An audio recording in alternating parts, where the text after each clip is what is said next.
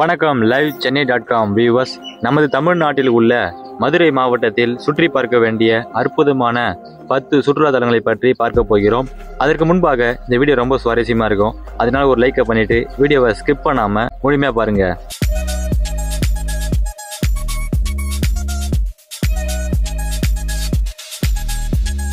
மதுரை மாநகரம் தென்னிந்தியாவின் கலாச்சார தலைநகரமாக போற்றப்படுகிறது.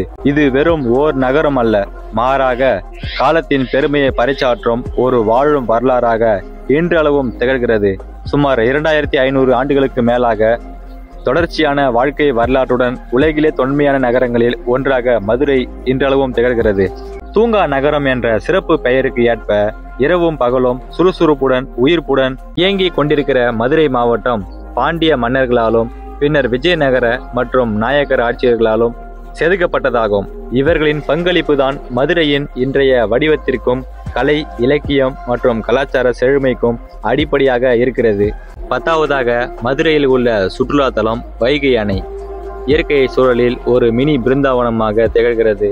மதுரையிலிருந்து சற்று தொலைவில் தேனி மாவட்டத்தில் உள்ள ஆண்டிப்பட்டிக்கு அருகில் வைகை ஆற்றின் குறுக்கே இந்த அணை அமைந்துள்ளது. இது மதுரை மற்றும் திண்டுக்கல் மாவட்டங்களுக்கு முக்கிய நீர் ஆதாரமாக இருப்பதுடன் நீர்மின் உற்பத்தி நிலையங்களையும் கொண்டுள்ளது. இந்த அணைக்கட்டுடன் இணைந்த அழகான பூங்கா, சிறுவர் விளையாட ஒரு தனி பகுதியையும் ஒரு சிறுவர் ரயிலையும் கொண்டுள்ளது. இதன் ரம்மியமான சூழலுக்காக இப்பகுதி உள்ளூர் மக்களால் சிறிய பிருந்தாவனம் என்று அழைக்கப்படுகிறது. 9வதாக மதுரையில் சுற்றி பார்க்க வேண்டிய அற்புதமான இடம் வண்டியூர் மாரியம்மன் தெப்பக்குளம்.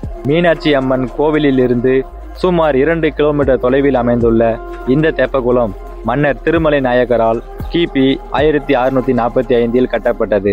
16 ஏக்கர் பரப்பளவில் அமைந்துள்ள இந்த சதுர வடிவத்திலான குளத்தின் நடுவில் விநாயகர் கோவில் ஒன்று உள்ளது. இங்கு நடைபெறும் தெப்பக்குள திருவிழா மிகவும் பிரசித்தி பெற்றது. 8வதாக மதுரையில் உள்ள அற்புதமான சுற்றுலா தலம் சமணர் கோவில். மதுரையில் இருந்து தேனி செல்லும் சாலையில் அமைந்துள்ள கீழ குயில்குடி கிராமத்திற்கு எதிரே சமணர் மலை என்று அழைக்கப்படும் ஒரு பெரிய குன்று உள்ளது. இந்த மலை குன்று அமைதியான சூழலையும் மலையேற்றத்திற்கு ஏற்ற பாதைகளையும் கொண்டுள்ளது.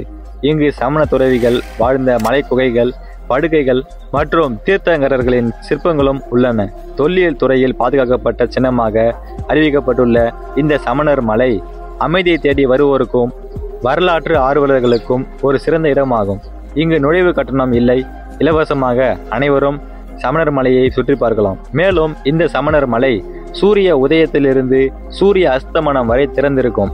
ஆதலால் மக்கள் நாள் முழுக்க இந்த மலையை சுற்றி பார்க்கலாம். 7வதாக மதுரையில் நாம் சுற்றி பார்க்க வேண்டிய அற்புதமான இடம் கீழடி அகழ்வாராய்ச்சி மையம். தமிழர் நாகரிகத்தின் ஆணிவேராக திகழ்கிறது. மதுரையின் வரலாற்றை மறுபடியும் எழுத தூண்டிய ஒரு முக்கியமான கண்டுபிடிப்பு கீழடியில் மேற்கொள்ளப்பட்ட அகழ்வாராய்ச்சி தாங்க. சங்க காலத்தில் கட்டிடங்களே இல்லை என்ற முந்தைய கருத்துக்களை இந்த அகழ்வாராய்ச்சி முற்றிலும் மாற்றி அமைத்தது. இங்கு கண்டறியப்பட்ட செங்கல் கட்டிடங்கள், வீடுகள் இருந்த குளியலறைகள் மற்றும் வடிகால் அமைப்புகள் போன்றவை சங்க காலத்தில் மேம்பட்ட ஒரு நகர நாகரிகம் இருந்ததற்கான ஆதாரங்களை வழங்குகின்றன.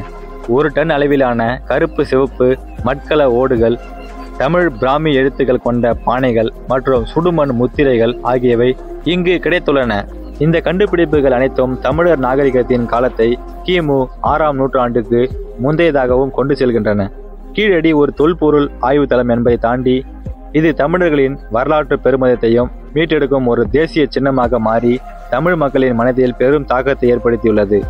கீழடி அருங்காட்சியகத்திற்கு நேரடி நுழைவு கட்டணம் எதுவும் இல்லை. 6வதாக மதுரையில் நாம் சுற்றி பார்க்க வேண்டிய அற்புதமான இடம் காந்தி அருங்காட்சியகம். மதுரை ரயில் நிலையத்திலிருந்து சுமார் 2 கிலோமீட்டர் தொலைவில் அமைந்துள்ள இந்த அருங்காட்சியகம் ராணி மங்கம்மாளின் பழைய அரண்மனையில் செயல்படுகிறது. மகாத்மா காந்தியின் வாழ்க்கை வரலாறு, இந்திய சுதந்திர போராட்ட புகைப்படங்கள் மற்றும் காந்தி அவர்கள் பயன்படுத்திய அரிய பொருள்கள் இங்கு காட்சிப்படுத்தப்பட்டுள்ளன. குறிப்பாக காந்தியடிகள் இறுதியாக அணிந்திருந்த ஆடை இங்குதான் பாதுகாக்கப்படுகிறது. இந்த அருங்காட்சியகத்திற்கு நுழைவு கட்டணம் என்று எதுவும் இல்லை. இந்த அருங்காட்சியகம் காலை 10 மணி முதல் மதியம் 1 மணி வரையிலும், மீண்டும் பிற்பகல் 2 மணி முதல் மாலை 6 மணி வரையிலும் திறந்திருக்கும். ஞாயிற்றுக்கிழமைகளில் மூடப்பட்டிருக்கும். 5வதாக மதுரையில் நாம் சுற்றி பார்க்க வேண்டிய அற்புதமான இடம் திருமலை நாயக்கர் அரண்மனை. மீனாட்சி அம்மன் கோவிலிலிருந்து சுமார் 1.5 கிலோமீட்டர் தொலைவில் அமைந்துள்ள இந்த அரண்மனை மதுரை நாயக்கர்களில் புகழ்பெற்ற திருமலை நாயக்க மன்னனால் கிபி 1636 கட்டப்பட்டது. குறிப்பாக இத்தாலிய கலைகளின் கலவையாக விளங்குகிறது. இது நாயக்கர் மன்னர்களின் சர்வதேச தொடர்புகளையும் புதிய பாணிகளை உள்வாங்கும் திறனையும் காட்டுகிறது. இந்த அரண்மனையில் உள்ள தூண்கள் ஒவ்வொன்றும் 82 அடி உயரம் கொண்டவை. ஸ்வர்க விலாசம் என்று அழைக்கப்படும் இந்த மாளிகை திருமலை நாயக்கரின் முக்கிய வசிப்பிடமாக இருந்துள்ளது. பார்வையாளர்களுக்காக இங்கு தினமும் ஒளி காட்சி நடத்தப்படுகிறது. அரண்மனையில் தினமும் காலை 9 மணி முதல் மதியம் 1 மணி வரையிலும், பிற்பகல் 1:30 மணி முதல் மாலை 5 மணி வரையிலும் திறந்திருக்கும்.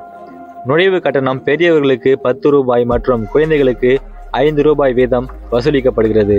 நான்காவதாக மதுரையில் நாம் சுற்றி பார்க்க வேண்டிய அற்புதமான இடம் கள்ளழகர் திருக்கோவில்.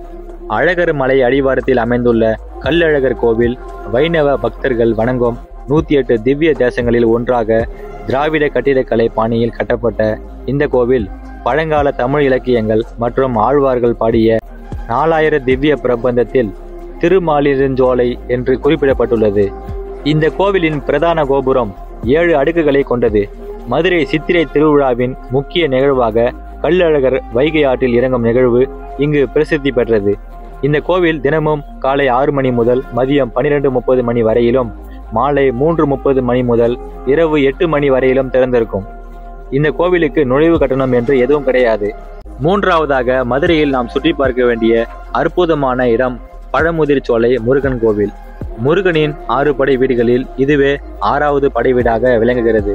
அழகர் கோவில் உச்சியில் அமைந்திருக்கும் இந்த கோவில் அடர்ந்த சோலைகளுக்கு மத்தியில் இயற்கை எழில் சூழலில் அமைந்துள்ளது. இங்குதான் முருகன் சிறுவனாக இருந்தபோது மூதாட்டி ஔவையார் சுட்ட பழம் வேண்டுமா சுடாத பழம் வேண்டுமா என்று கேட்டதாக தொன்ம கதை கூறுகிறது. மற்ற கோவில்களில் முருகனுக்கு சிலைகள் இருப்பது போல இங்கு மூலவராக வேல் வழிபடப்படுகிறது. இங்கு முருகப்பெருமான் வள்ளி மற்றும் தெய்வானி ஆகிய 2 துணைவியாருடன் சேர்ந்து காட்சி தருகிறார். பழமுதிர்ச்சோலை முருகப்பெருமான் வெற்றிவேல் முருகன் என்று அழைக்கப்படுகிறார். இந்த கோவில் காலை 6 மணி முதல் மாலை 6 மணி வரையிலும், அல்லது காலை 5:30 மணி முதல் மதியம் 1 மணி வரையிலும், மாலை 4 மணி முதல் இரவு 9 மணி வரையிலும் திறந்திருக்கும். இந்த 2 நேர அட்டவணைகள் ஒவ்வொரு நாளை பொறுத்து மாறுபடும். இங்கு நுழைவு கட்டணம் என்று எதுவும் கிடையாது. ஆனால் சிறப்பு தரிசனத்திற்கு மட்டும் 100 ரூபாய் வசூலிக்கப்படுகிறது.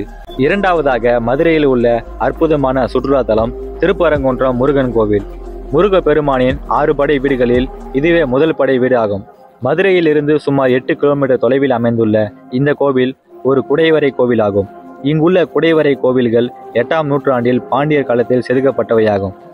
இந்த தலத்தின் முக்கிய சிறப்பாக இங்குதான் முருகன் இந்திரனின் மகளான தெய்வானையை மணந்து கொண்டார் என்பது சிறப்பாகும்.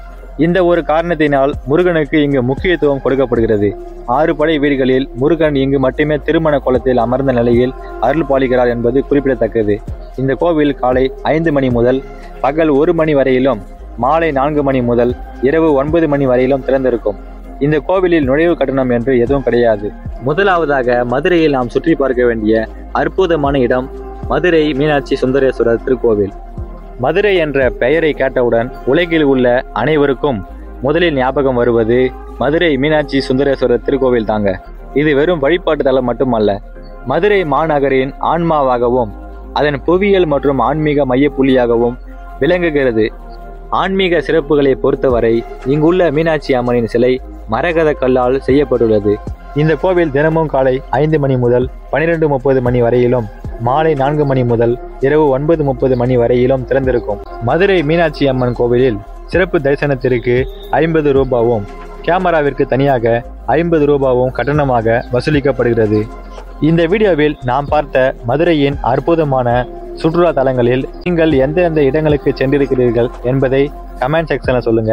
மேலும் பல சுவாரஸ்யமான தகவல்களை தெரிந்து கொள்ள நமது லைவ் சென்னை சேனலை மறக்காம சப்ஸ்கிரைப் பண்ணி ஃபாலோ பண்ணுங்க. மீண்டும் ஒரு அற்புதமான வீடியோவில் உங்களை சந்திக்கிறோம். நன்றி, வணக்கம்.